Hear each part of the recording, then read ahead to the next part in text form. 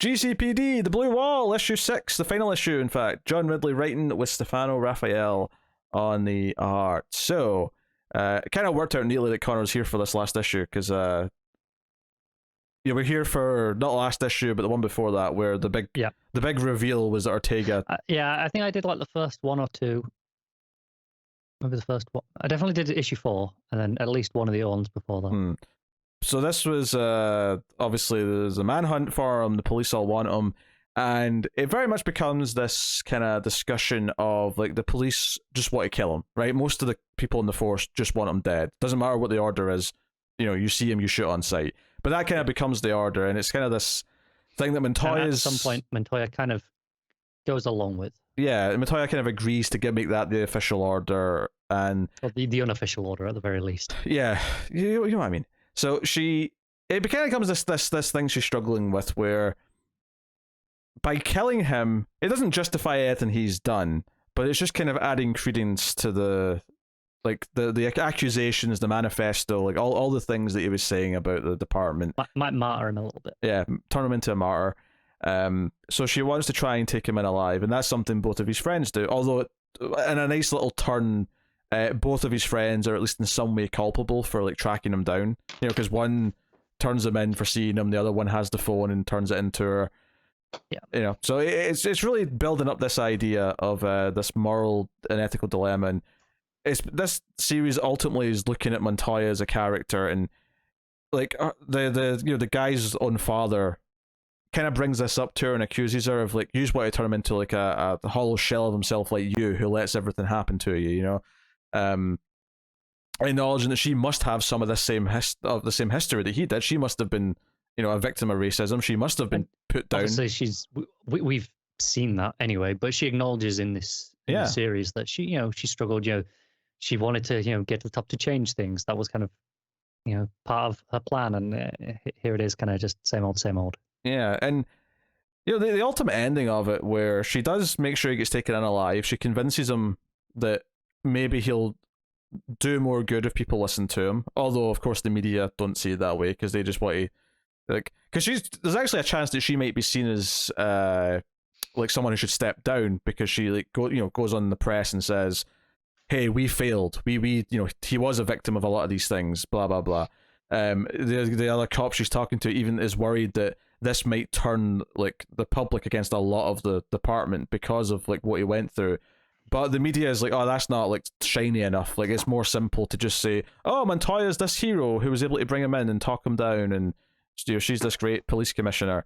So it's kind of like pointing at some of the hypocrisy, and it just it ends with this final moment where Montoya kind of says she's a survivor, and that everything is learning, everything is like trying to like figure things out, and she got through what she got through when she was younger, and she's tried to do things and make things better in some ways when she got to the top, but fell victim to not helping in a lot of ways as well. And it's kind of this idea that she can't hold herself responsible for what happened, but ultimately she should do better. Yeah. So it's this really interesting just kind of look at trauma, whereas you get to the end of the story and you're kind of like, you don't blame Montoya for it, but it's almost this idea that, oh yeah, but there's also some culpability here, and some... It is. I think in some ways this is probably the least interesting issue, because it ends kind of the way it has to end, right? It has to end with Montoya kind of coming to terms with that, figuring out how she's going to go forward, kind of making that peaceful resolution, and kind of going against all the rest of the cops, going against the system herself, and kind of trying to, provide change from the top down. So it ends, it's all well done. Don't get me wrong, it's all really well done. It's just a little bit less interesting than some of the previous issues where it was these real explorations of these horrific moments, or, to various characters. Yeah, I think one detail that I really liked in here is one of the other cops says, the 6 people are dead. Shouldn't we, maybe turn on the signal? Gordon would have turned on the signal by now. And Montoya has an interesting little line where she says, maybe if Gordon hadn't leaned so much on Batman, we would we'd be doing, we could handle the real bad like right now. And then it sort of ties up with another line she has later where Ortega's not going to have a nickname. He's way more dangerous. And specifically even says, a kid with an AR-15 is more dangerous than a clown or a penguin.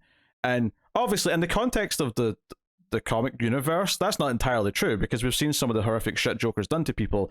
But I get why that line's there. It's trying to like almost be a meta bit of commentary. It's as well to more like there's still this everyday kind of terror that is out there for people.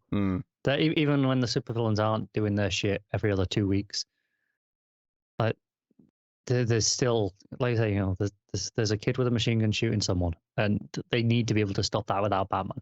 Yeah, and I think it's also the idea is that this character was created out of these normal things. There's this normal abuse happening to him in the system. This is, obviously, again, you're kind of like divorcing it from just regular comic book like logic a little bit, but he was not created in Batman's world. Yes, we're in Gotham City, sure, but he was not created in Batman's world. He was not dropped into a vat of acid. He was not.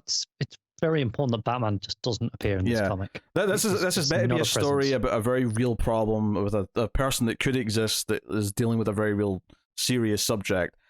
And the idea that, no, we don't call in Batman to fix that, because in the real world, we don't have a Batman to fix, a mass shooter. We don't have a Batman to fix someone who's turned into an extremist because they're put through hell by their and it's entirely possible Ortega, mentally maybe he had some problems already, but the fact that like he was radicalized further by the system that kind of, like saying, they crushed him. Yeah. Because it's not like his father's the best influence on him either. Like, No, but also his father never, shot a bunch of people. That is also as far true. as we know. I'm pretty sure he didn't. I'm willing to say he didn't.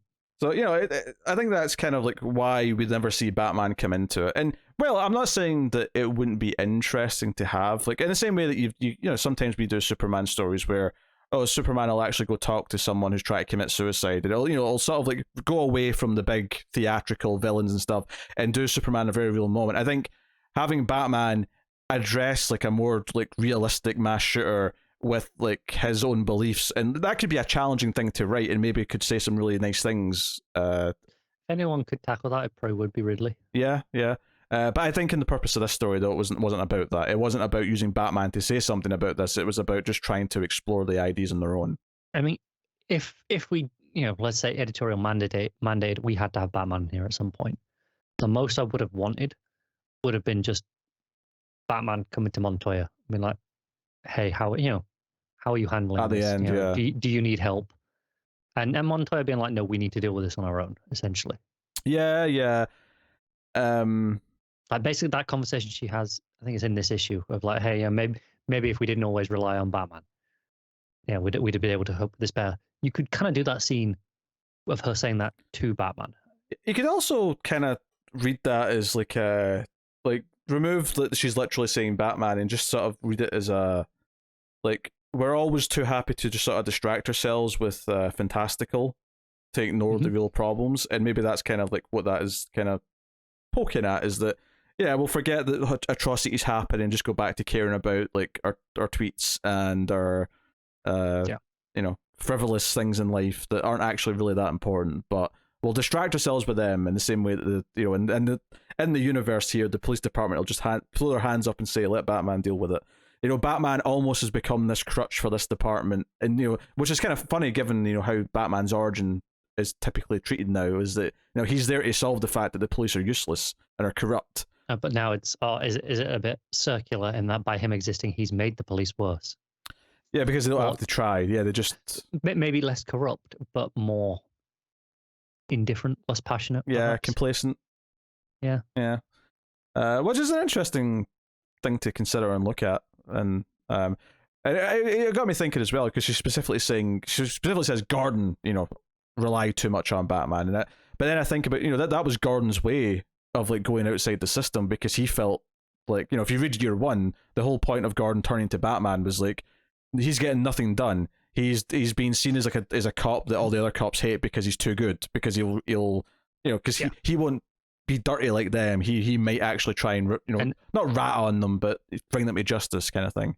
Yeah, I think this is where Montoya goes. That was kind of Gordon's problem, is that instead of trying to change and fix the system once he got to the top, he just went outside the system and kind of looked for a different solution. Yeah, and these are interesting topics to bring up. They're not really valid criticisms in the sense that, you know, these stories are written in the context of there being superhero stories and whatnot, and they operate in their own logic. So it's not entirely fair to then sort of bring in real world logic in the story and whatever. But I get why the comparison's being made here. Like, I don't think that any of this is like an actual critique of how those stories are written, or no, I don't think it's. I don't think Ridley's going, hey, all these stories are shit because they've all done that. It's more just this is his metaphor. Yeah, that he's using to make this point. Yeah. And why not? Which just goes back again to the idea that this is why Batman's kept out of this, is because this is supposed to be not like a super Batman-y, like set in Gotham City story. It is set in Gotham City, but it's more about real things instead. So, and I think as that goes, I think it's been a great little miniseries. I think, you know, it took like 3 issues setting up its characters and just been kind of this sort of like slice of life of like the problems they deal with. But then that escalation when Ortega started killing people was. I think that, you know, issues 4 and 5 are some of the best issues in a while, like best single issues of anything in a while. They hit so hard. Yeah, really good stuff. And obviously, you know, like I said, the first 3 kind of set up all the core cast. This last one is the conclusion. But those, you know, those issues 4 and 5 were where everything just kind of goes down. And I think those 2 issues are phenomenal. Yeah, Blue Wall is definitely well worth reading. It's and this will make a really nice trade. I think this has bookshelf legs. Yeah. So I think challenging stories like this that are actually trying to, you know, talk about tough subjects, which is partly why the ending has to kind of like be careful and like how it wraps up its story, because you can't just offer an easy solution because not one doesn't exist. So and there isn't one. There's maybe an idea of, okay, well, we can work towards something better, but it's definitely not everything fixed right away. Yeah. So yeah, all right, what are you rating Blue Wall issue 6?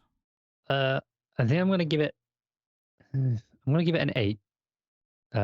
But, you know, as a series, as a whole, you know, as an individual issue, but as a capper to the series, it was more of a 9, if that makes sense. Sure, I'll go 8.5. But like, it was a very good series. That, you know, I was hoping it would be good when it started, but like I didn't know what to expect from it, and then it was like, okay, I'm kind of into this, and then it kind of did that thing where it turned up its everything at the end of issue 4, or the end of issue 3, whatever the issue ended with the, oh shit, he's killing people now. Yeah. That was like a really big game changing moment.